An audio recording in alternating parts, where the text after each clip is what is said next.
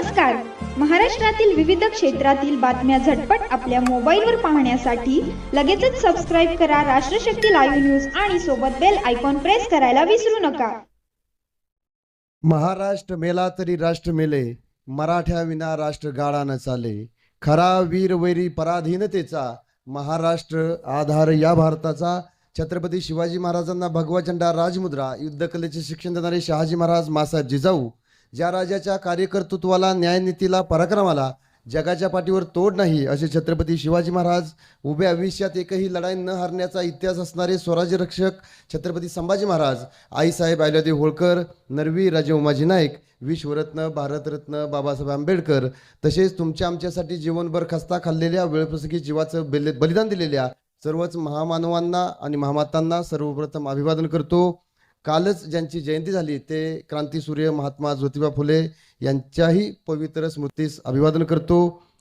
विचारपीठावर उपस्थित सर्वच मान्यवर, मानानं सन्मानानं खूप अशी मोठी व्यक्तिमत्व आणि आजची जी सत्कार मूर्ती आपली सानिका दिदी आणि तिचे आई वडील आणि माझ्या समोर बसलेले आपण सर्व, आजपर्यंत आपल्या अकॅडमीमध्ये 250+ पोलीस झाले आणि जवळजवळ 200-250 आर्मीमध्ये लेकरं गेली. स्टाफ सिलेक्शनमध्ये 25-30 लेकरं गेलेले आहेत.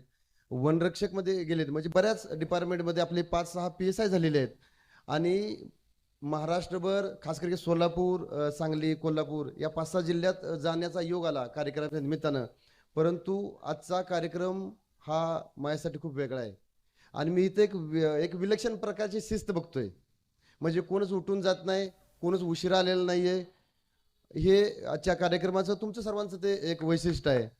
आणि म्हणून आणि आपल्या सर्वांच्या बोलण्यातनं जे आलं की आपले सानिकाचे मम्मी पप्पा पैशानं खूप गरीब आहेत. गरिबाच्या लेकराचं कौतुक करण्यासाठी खरंच मोठं काळजी लागतं आणि म्हणून मोठ्या मनाची आपण माणसं आहे, म्हणून तुमचं जास्त अभिनंदन आहे. मी सानिका दिदीचं खूप खूप अभिनंदन करतो, त्याच्या आईवडिलांचं अभिनंदन करतो. परीक्षा सानिका दिदीची होती, भरती सानिका दिदीची होती, पण प्रत्येक भरतीच्या प्रत्येक पावलाला तिचे पप्पा त्या ठिकाणी असायचे. म्हणजे पुण्याला तर गेलेच, पण आपल्या अकॅडमीमध्ये दरवर्षी भरतीचा डेमो असतो. सर डेमो म्हणजे आता पोलीस भरती तुम्ही सांगितल्याप्रमाणे समजा ऑनलाईन झालं तर पोलीस भरती घ्यायला आता सरकारनं कंपन्या नेमल्यात. टायमिंग कॅम्प्युटरवर असतं, गोळा किती फेकला ते कॅम्प्युटरवर, आणि मग जी कंपनी पुढं भरती घेते तीच कंपनी आपण महिन्यात एकदा अकॅडमीत बोलवतो. आणि त्यांनी सांगितलं की सर मी शिक्षकांना पगार किती देतो. तुम्हाला सांगतो, आपले गायकवाड सर आहेत, गायकवाड सरांना 3.5 लाख रुपये आणि 5.5 लाखाच्या मध्ये जर महिन्याला पैसे गायकवाड सरांना आपण देतो.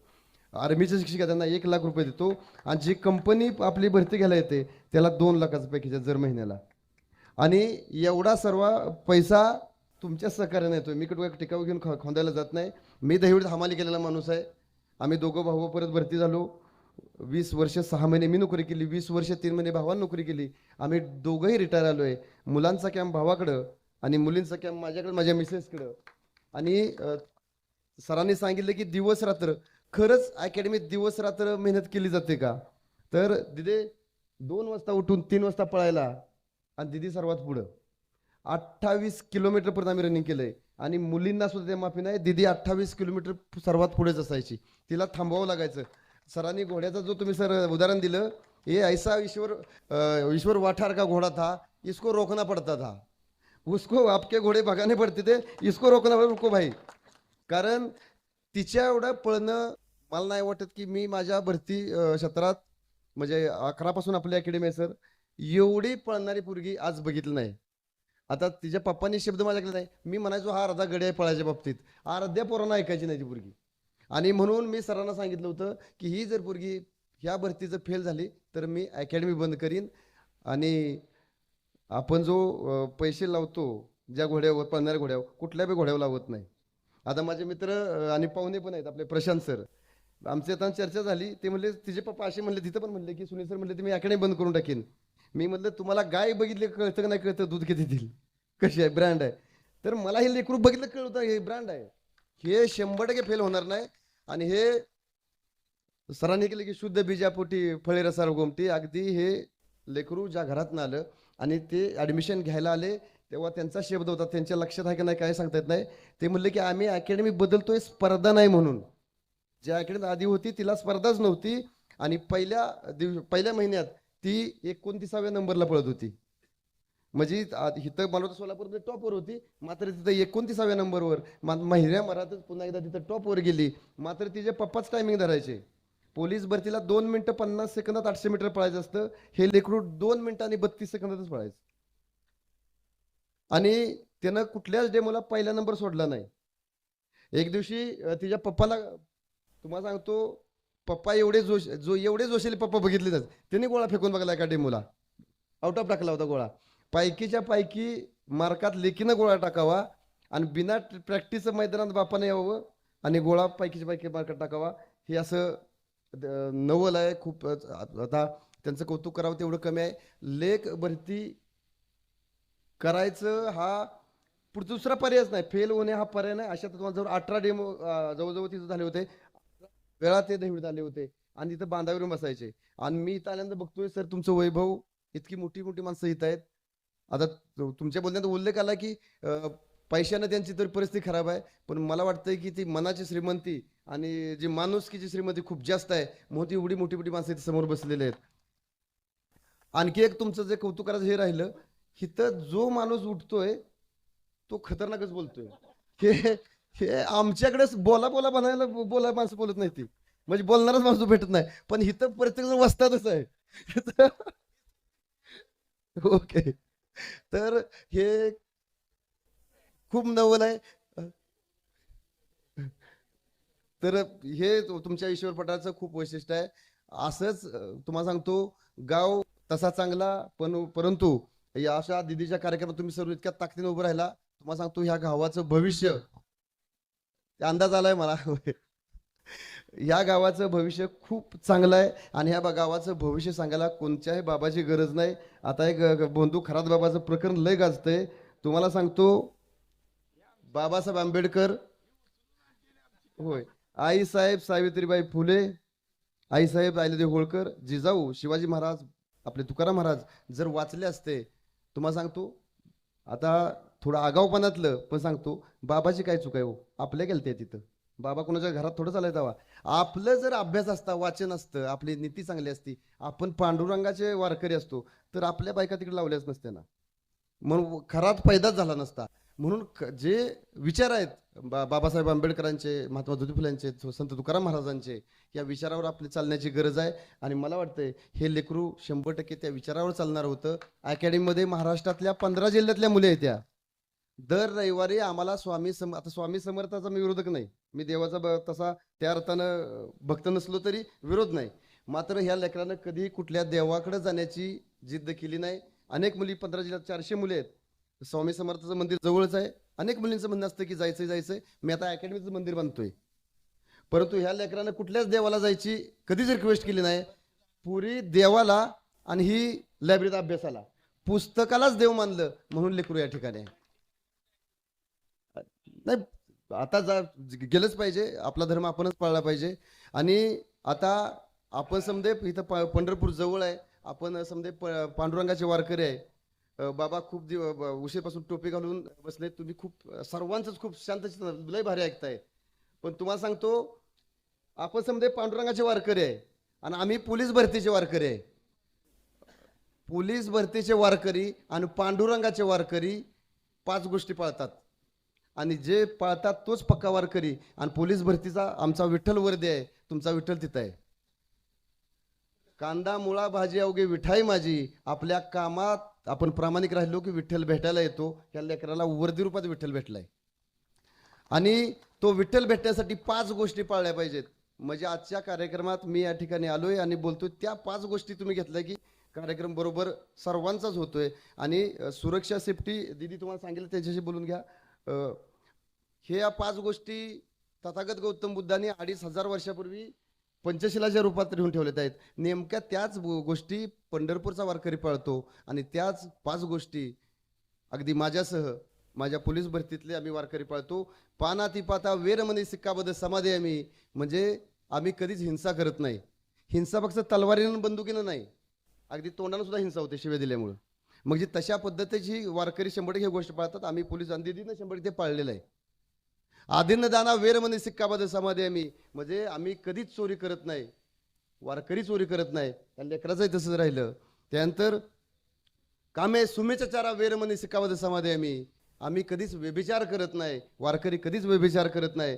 ह्या लेकराला कधीच म्हणायला लागणार. त्यांनी फोन जमा केला, तुम्ही म्हणता ते ॲक्च्युली स्वराज अकॅडमी सर्वांचेच फोन जमा असतात, पण ह्या लेकराचा फोनच तिथं नव्हता.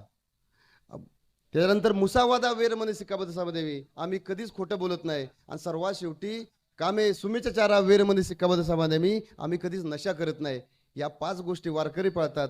पोलीस भरतीचे वारकरी आम्ही त्याच 5 गोष्टी या ठिकाणी पाळतो. आणि स्वराज अकॅडमी आता मी फार सांगणार नाही, सर्वांनी सांगून सर्वांनी कौतुक करून झालंय. फक्त तुम्ही इंस्टाग्रामवर स्वराज अकॅडमी दहिवडी जवळजवळ 80,000 प्लस फॉलोवर आहेत. एका महिन्यात आपल्या अकॅडमीचं इंस्टाग्राम पेज लगभग 80 लाख लोक बघतात. त्यानंतर यूट्यूबवर आपल्या त्या ठिकाणी 12 ते 13,000 सबस्क्रायबर आहेत. यूट्यूबवर आपल्याला कमीत कमी 31 लाख लोक महिन्याला बघत असतात. माझं फेसबुक आयडी आहे स्वराज अकॅडमी दहिवडी, त्याच्यावर खूप सारे फ्रेंड आहेत, ते तसे फॉलोवर आहेत.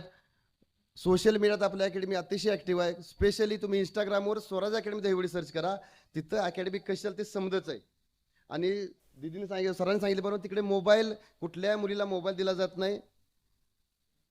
टोटल कॅम्प, आणि म्हणजे सांगायचा उद्देश असा आहे की टोटल कॅम्प कुलपामध्ये बंद आहे. आपली मुलगी स्वराज अकॅडमी सोडल्यानंतर आईबापाने त्या मुलीची कोणतीही काळजी करायची नाही, कारण टोटल टाइम कुलपाच्या बंद मध्ये समजा सिस्टम आहे. कुठल्या मुलीला कुठेही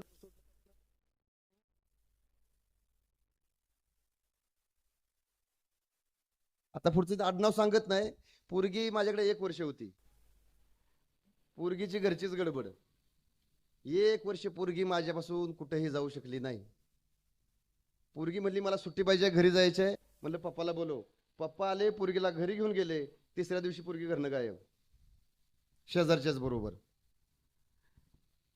आपल्या अकॅडमीत अशी एकदाही चूक झाली नाही. आपल्या अकॅडमीत मुलगी, तुम्हाला सांगतो, एक बार घरात पोरगी आहे सुरक्षित, पण तिथं सुरक्षित. एवढ्या गॅरंटीसह आपण त्या ठिकाणी अकॅडमी, सरांनी सांगितल्याप्रमाणे सर आपल्याकडे 400 मुली आहेत, आणि 400 मुली मी स्वभावासह ओळखतो. कुठलीही मुलगी काय करू शकते, ती रेंज, प्रत्येक मुलीची रेंज मला माहिती आहे. कुठली मुलगी आउट ऑफ कव्हरेज जाऊ शकते ती मला माहिती आहे. दिदे, तुझ्यासमोर किती पुरी मारली असतेल्या. पुरीनं वागणुकीत चूक केली, पहिला फोन आईबापाला जातो, हिला लय ठोकण्याची गरज आहे, नाहीतर तुम्ही त्याला इथनं घेऊन जावा. जर तशी आई वडील म्हणतात निबार ठोका. किती ऍडमिट केली होती, बापाला सांगितलं तर पोरगी एवढी बार सोडतोय, पुढच्या वेळेस चुकले तर लय मारीन, म्हणजे ऍडमिट. पोरगी 4 दिवस ऍडमिटच होती. मारानं अशी नाही, आजारी पडून नव्हे. आई बापाची परमिशन घेऊन तिकडे प्रचंड सोप आहे. दिदीला माहिती आहे, दिदी तुम्हाला सांगेल. त्यामध्ये तिथं चूक करण्याची, खास करके आजी आई बापाला चिंता आहे आजच्या. म्हणजे आपण जब हम जवान थे सर, तब दूर से सुनते थे अमुक अमुक गाव की भाग के गई लडकी, पळून गेली अमुक गावातली. ही बिमारी आज आपल्या उमऱ्या शेजारी आहे किंवा आपल्या घरात आहे. परंतु तीच भान लक्षात ठेवून आपण मुलींना त्या ठिकाणी खूप सेफ, सुरक्षित ठेवण्याचा प्रयत्न करतो. आणि आमचं रेकॉर्ड आहे, आजपर्यंत तिथून मुलगी कुठलीही डिस्टर्ब झाली नाही. आणि रिझल्ट म्हणा तर पुणे सिटीला आपले गायकवाड सर आणि आपला 29 मुली त्या ठिकाणी भरती झाल्यात. पुणे सिटीला 29 मुली भरती होणं अख्ख्या महाराष्ट्रात होणे नाही. पुन्हा करेल तर आम्हीच करू, दुसऱ्याचा घास नाही. कारण सांगितल्याप्रमाणे आम्ही रात्री 2 वाजता जागे आहे. दिदे, तुम्ही पेपरला बसला होता, किती वाजता कॉपी बनवून दिली होती?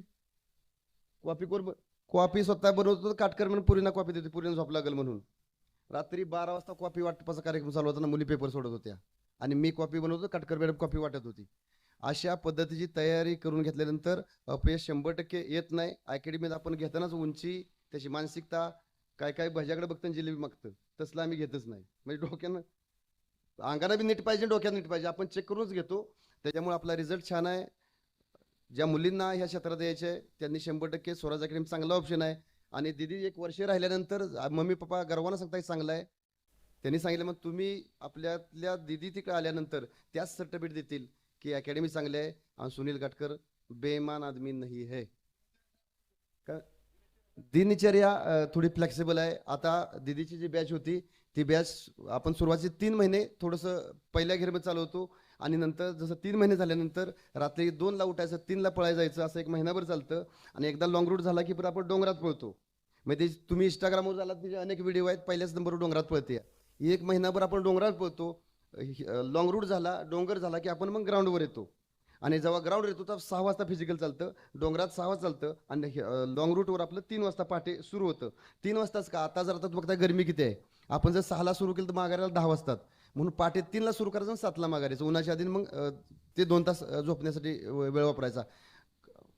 खूप चांगली व्यवस्था आहे. विश्वास ठेवा की दीदी त्या ठिकाणी यशस्वी होते. या मतलब अकेडमी हम किसी को वहाँ पे कब्जे में आने वाले नहीं. हमारा काम बहुत बढ़िया है. नेहमी प्रत्येक ठिकाणी जातो. नेहमी सांगतो आपल्या सांगलीचे माजी मंत्री आणि तिकडचे लोकप्रिय खासदार आहेत जयंतराव पाटील साहेब.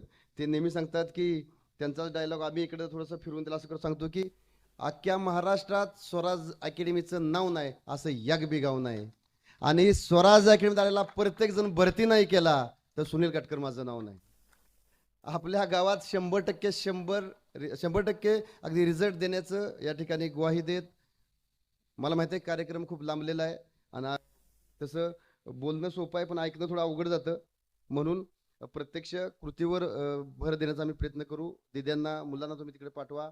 आम्ही निश्चितपणे त्याला भरती होण्यापर्यंत पाठपुरावा करू. मला या ठिकाणी बोलवलं.